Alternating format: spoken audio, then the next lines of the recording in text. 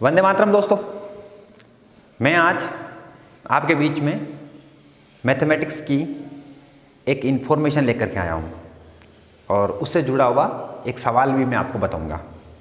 तो वो मैं क्या पढ़ाने आया हूँ आप उसको देखें कि आज हम यूक्लिड विभाजन थ्योरम के माध्यम से, प्रमेय के माध्यम से एचसीएफ ज्ञात करना सीखेंगे।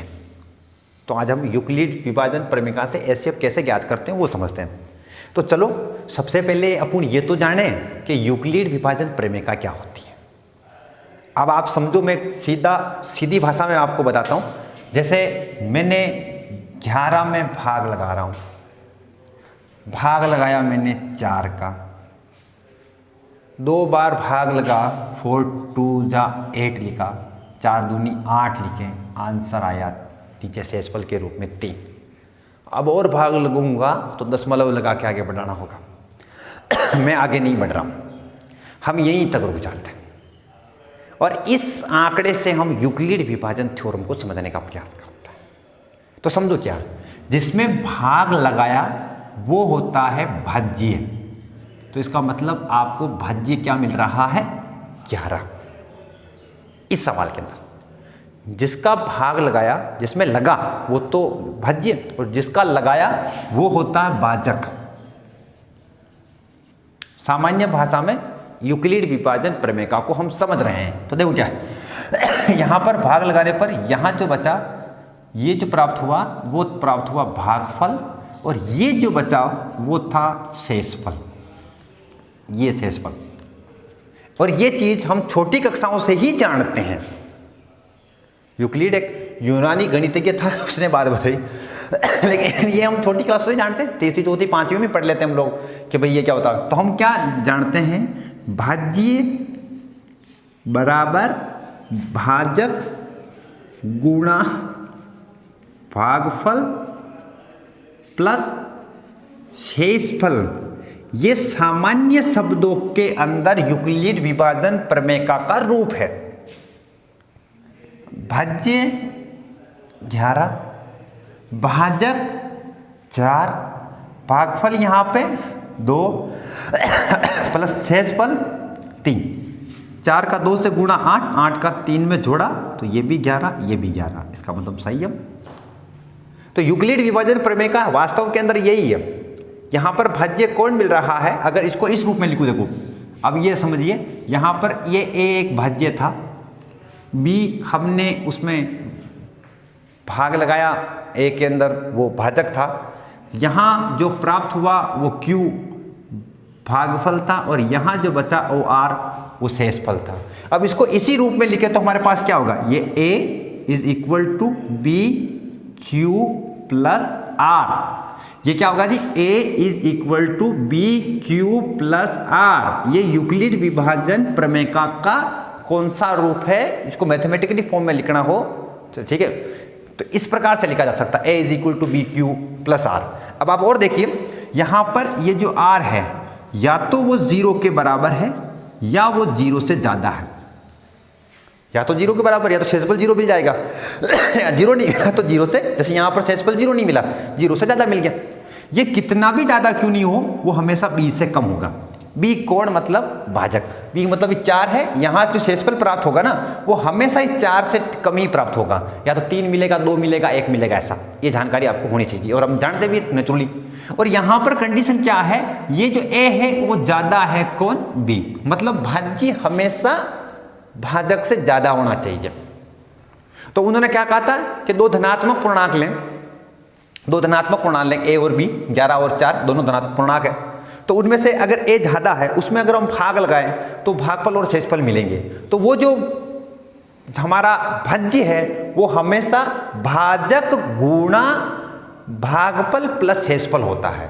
ये यूक्लिड विभाजन प्रमेय का है। सामान्य शब्दों में समझ लो, गणित के सिंपल आंकड़ों में समझ लो, A is equal to B Q plus R में समझ लो। ये कंडीशन समझ लो कि शर्त क्या होती है, ठीक है। शर्त ये होती है कि एक शर्त तो ये कि आपका ए मतलब भाज्य ज्यादा होना चाहिए भाजक से, दूसरी शर्त ये कि वो जो शेषफल है या तो 0 के इक्वल होना चाहिए या 0 से ज्यादा होना चाहिए। लेकिन शेषफल कितना भी ज्यादा क्यों नहीं हो, आपके भाजक मतलब बी से तो कम ही होना चाहिए। अब इसके ऊपर ध्यान में रख करके हम इससे एचसीएफ कैसे निकालेंगे वो चीज़ हम आपके सामने एक सवाल लेते हैं और उस सवाल को हम आगे बढ़ाते हैं, आपको पूरा समझ में आ जाएगा कि उसकी सहायता से HCF कैसे निकालते हैं। तो चलिए हम आपके सामने क्या करते हैं, एक सवाल लेते हैं। तो चलिए अब हम क्या करते हैं, उस यूक्लिड विभाजन प्रमेय को जिसको हमने सामान्य भाषा में समझने का प्रयास किया है ना, उसकी सहायता से हम दो संख्याओं को लेते और उनका HCF ज्ञात करते हैं। ये प्रतीकात्मक रूप से मैंने दो आंकड़े चुन लिए, 210 एंड 55, मतलब 210 और 55। अब इनका जैसे HCF निकालेंगे वैसा का वैसा सारे सवालों में HCF उसी पैटर्न से निकालेंगे। तो स्टार्ट करें हम लोग। तो सबसे पहले आप क्या समझ लीजिए, आप लिख दो जो माना कि स्टेप नंबर फर्स्ट आपने हल शुरू कर दिया, स्टेप नंबर फर्स्ट चरण नंबर पहला, इसमें आपको पता लग गया कि 210 और 55 में ज़्यादा कौन है। मैंने बड़ा मुंह 210 की तरफ कर दिया, इसका मतलब ये तो पाई देगा भाज्य कौन है, 210 ये 55। पर यूक्लिड विभाजन प्रमेय के प्रयोग से इस पर हम क्या करते हैं, यूक्लिड विभाजन जो थ्योरम है या जो प्रमेय है, यूक्लिड विभाजन प्रमेय के प्रयोग से, ये मैंने वापस मिटा करके वापस लिख देता हूँ, ये प्रमेय के प्रयोग से। अब इस पर प्रयोग करेंगे तो आपको क्या जानकारी मिलेगा वो आपको पता होना चाहिए। जानकारी ये मिलेगा, आप लोग यूक्लिड विभाजन का एक बार फॉर्मूला लिख देते हैं, भाज्य बराबर होता भाजक गुणा भागफल प्लस शेषफल।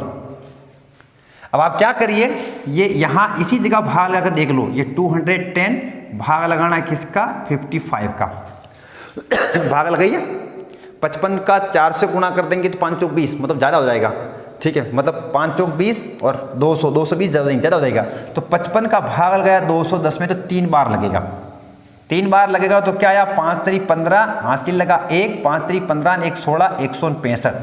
जब बाकी निकालेंगे से 10 में से 5 गए तो ये 5 रहे, यहाँ पर 1 इधर ने पर 10 में से गए तो ये कितना रहा, 45 रहे, तो 45 मिले। इसका मतलब 45 समझ में आ रही थी। तो इसका मतलब आपको यह मिला 210 बराबर बी कितना है 55, क्यू कितना है 3 प्लस शेषफल कितना है 45।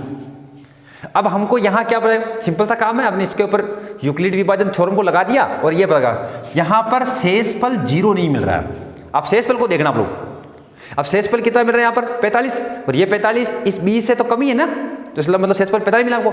अब यहाँ लिखना चूंकि शेषफल यहाँ पे 0 नहीं प्राप्त हुआ है, शेषफल आपको क्या मिल रहा है, शेषफल 0 नहीं है, शेषफल 0 आपको नहीं मिला, इसलिए आप क्या करें, अब इसलिए आपका काम है, इसलिए आप वापिस, अगर मेरी बात है, जब तक शेषफल नहीं आ जाता है जब तक हम स्टेप बढ़ाते जाएंगे, इसलिए आपका स्टेप नंबर सेकंड कर दो आप लोग, चरण नंबर 2 कर दो, स्टेप सेकंड। अब स्टेप सेकंड में क्या करोगे अगली बार आप भाजक और शेषफल की तुलना करेंगे, मतलब आप अब अगली बार क्या करोगे 55 व 45 पर यूक्लिड विभाजन प्रमेय का से, यूक्लिड विभाजन प्रमेय का से, अब इसके ऊपर आप लोग यूज कीजिए। अब यूज करें तो आपको ध्यान में मिल ही जाएगा क्या मिल रहा है जी। हम उस तरह ऊपर ले लेते हैं इसको, लेकिन फिर एक बार समझ लीजिए 55 और 45 में से ज़्यादा कौन है 55, तो इसका मतलब आपको समझ जाओ यहाँ पे किस में भाग लगाना, 55 में किसका भाग लगाएंगे 45 का, 45 एक कम 45, 45 1 जा 45, ये 45, फिर नीचे कितने बच गए 6, तो आपके पास भाज्य कितना है 55 बराबर भाजक क्या है 45, भागफल कितना है 1 प्लस शेषफल कितना है 10। क्या शेषफल आपको मिल गया यहाँ पर, क्या 0, यहाँ पर भी शेषफल 0 नहीं मिला, तो आप स्टेप नंबर सेकंड में भी क्या लिखना होगा कि चूंकि शेषफल क्या है बराबर 10 है, अर्थात 0 नहीं है, मतलब 0 नहीं मिला अर्थात 0 नहीं है, इसलिए आप क्या करो अगले स्टेप पर बढ़ जाओ, और अगला स्टेप आपको क्या मिलेगा स्टेप नंबर 3। अब आगे वापस यूक्लिड विभाजन प्रयोग करना, अब किस पर करेंगे 45 जो यहाँ का भाजक था उस पे और उसके शेषफल 10 पे। अब आप क्या करोगे 45 व 10 पर यूक्लिड विभाजन प्रमेय का से, अब इसके ऊपर प्रयोग करेंगे तो क्या आएगा। अब आप देखो आपको पता लगा 55 और 10 में से बड़ा कौन होगा, सॉरी 45 और 10 में से बड़ा कौन होगा 45। अब आप भाग लगाओ इधर सिंपल भाग लगाते चलो यहाँ पर 45, किसका भाग लगा 10 का, कितनी बार लगा 4, 10 4 जा 40, 10 चौक 40, अब कितना बचा 5। अब आप यूक्लिड विभाजन थ्योरम में लिखो तो भाज्य बराबर भाजक कौन है, भागफल कौन है 4, और पीछे बचा हुआ शेषफल ये रहा। अब चूंकि यहाँ पर भी क्या है, शेषफल 0 नहीं है, यहाँ पर भी क्या नहीं मिल रहा है, शेषफल इज नॉट इक्वल टू 0, 0 नहीं है। अगर शेषफल 0 नहीं है तो आप अगली स्टेप पर बढ़ जाइए और अगले भाजक और इसके भाजक और उसके शेषफल में वापस यूक्लिड लगा दीजिए। तो यहाँ का मतलब भाजक कौन है 10 और शेषफल कौन है 5। अब यहाँ पर करते हैं तो अगला अपना स्टेप नंबर कौन सी आ जाएगी, तो स्टेप नंबर 4। अब स्टेप नंबर 4 ये स्टेप नंबर, अब आप किस पर काम कीजिए, स्टेप नंबर 4 में आप 10 व कौन है ये तो भाजक और इसका शेषफल कौन है 5, 10 व 5 पर अब आप किसको यूज कीजिए, यूक्लिड विभाजन प्रमेयिका से, यूक्लिड विभाजन प्रमेयिका से अब इस पे उपयोग कीजिए। तब इस पर उपयोग करेंगे तो क्या पता चलेगा, अब आपको पता लग गया 10 और 5 में से कौन बड़ा है, जो बड़ा उस तरफ बड़ा मुंह कर दिया। आप भाग लगा करके ये छोटा सा भाग यहाँ लगाते चलिए, कोई फर्क नहीं पड़ता, साथ साथ में भाग लगाओगे तो कोई प्रॉब्लम नहीं। 10 का मैं 5 का भाग लगाया कितना आया 2, 5 दूनी 10, अब शेषफल कितना बच गया 0। इसका मतलब आप इसको लिखा तो कैसा लिखोगे, भाज्य बराबर भाजक गुणा भागफल प्लस शेषफल, 5 दूनी 10 हो गए। चलो अब यहाँ क्या लिखोगे, चूंकि शेषफल यहाँ पर क्या प्राप्त हुआ है 0, जैसे ही शेषफल 0, ठीक है शेषफल बराबर 0 है, अगर जैसे ही शेषफल 0 प्राप्त होता है फिर आपको आगे की स्टेप पर नहीं बढ़ना है। अब आप क्या करोगे, शेषफल 0 प्राप्त हो गया तो जिसका भाग लगाने से शेषफल 0 आया, जब 0 आया उस समय भाजक कौन था, तब 0 आया उस समय भाजक 5 था, मतलब 5 का भाग लगाने से शेषफल 0 आया।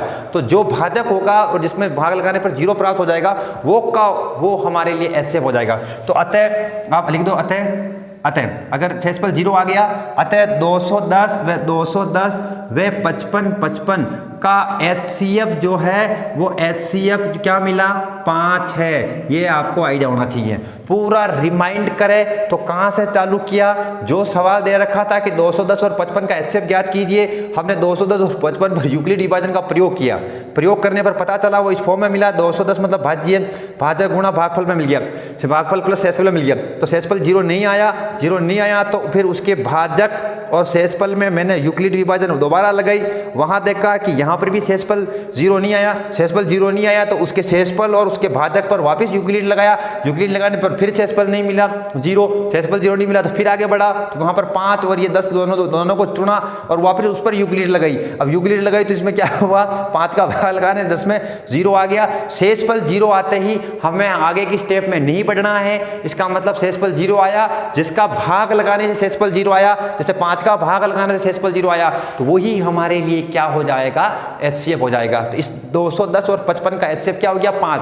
अब आपको अगर कोई सवाल करना है तो यहाँ पर आंकड़े चेंज होंगे, इसी पैटर्न से जब तक चलते रहे जब तक कि शेषफल 0 प्राप्त नहीं हो जाए। अभी के लिए केवल बस इतना ही। अगर आपने अभी तक भी हमारे चैनल को सब्सक्राइब नहीं किया तो सब्सक्राइब कर लीजिए, बेल आइकन दबा दीजिए, नोटिफिकेशन मिलता रहेगा और आपको नई नई जानकारियां मिलती रहेगी। तो इस वीडियो में हमने बताया आपको यूक्लिड विभाजन से कैसे एचसीएफ ज्ञात करते हैं। धन्यवाद।